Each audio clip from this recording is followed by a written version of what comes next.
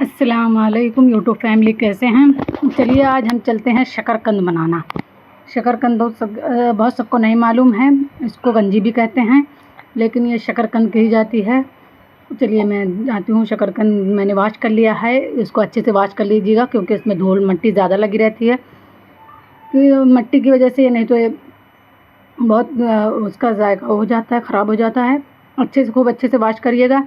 मैंने बहुत अच्छे से वॉश कर लिया है। अब देखिए वॉश करके मैं ले आई हूँ और इसको वॉश करने के बाद छिल लेंगे और खूब अच्छे से छिलिएगा, इसमें छिलका और मिट्टी ना रहे। और उसके बाद छिलने के बाद भी खूब अच्छे से वॉश करिएगा। मैंने खूब अच्छे से छिल लिया है और ये आधा किलो के करीब थी गंजी, और मेरे घर में कोई गंजी नहीं खाता है, इसके लिए मैंने आधा ही किलो मंगाई। सिर्फ मैं खाती हूँ, बच्चे लोग नहीं खाते हैं, लेकिन ये सीज़न की वो रहती है, खाना चाहिए, बहुत ही फ़ायदेमंद होती है। और इसको गोल गोल उसमें काट लेंगे। अगर मोटी हो तो और बारीक कर लीजिएगा, ज़्यादा बारीक मत करिएगा। देखिए मैंने गोल गोल काट लिया है। आज मैं इसको नए ट्रिक से बनाऊंगी कुकर में, और आप लोग ज़रूर ट्राई करिएगा। बहुत ही आसान और बहुत झटपट और बहुत ज़ायकेदार बनती है। ऐसे किसी ने नहीं बनाया है। मैंने देखो कुकर को गर्म कर लिया है और इसमें क्या करूँ, अंधेरा पड़ा है, इसमें थोड़ा सा तेल डालेंगे। फिर भी मैं वीडियो बनाने की कोशिश करती हूँ। अभी गाइस मेरा सेटअप सब नहीं है, जब सेटअप हो जाएगा तो अच्छे से बनाऊंगी। लेकिन फिर भी कोशिश करने में इंसान कोशिश करने से कभी वो नहीं पीछे नहीं हटना चाहिए, कोशिश करते रहना चाहिए। कोशिश करने वालों की कभी हार नहीं होती है। फिर मैंने उसमें तेल डाला है और तेल खूब अच्छे से गर्म हो जाए, जब तक धुआं ना निकले तब तक तेल को गर्म करें। और फिर मैंने गंजी को डाल दिया है और गंजी को कुकर में ही पकड़ के हाथ हिला दिया।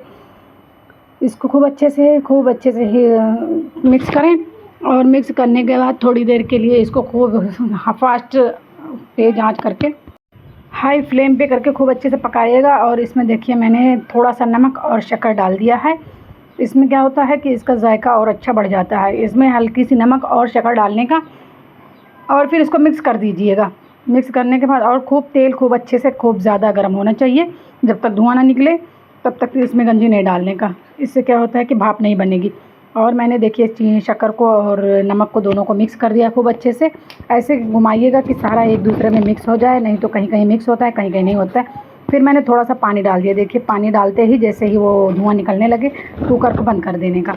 अब देखिए गंजी तैयार है। 2 सीटी लगाइएगा, ज़्यादा नहीं लगाइएगा। 2 सीटी के बाद देखिए मेरी गंजी कितनी अच्छे से तैयार है और मैंने प्लेट में सर्व कर दी है।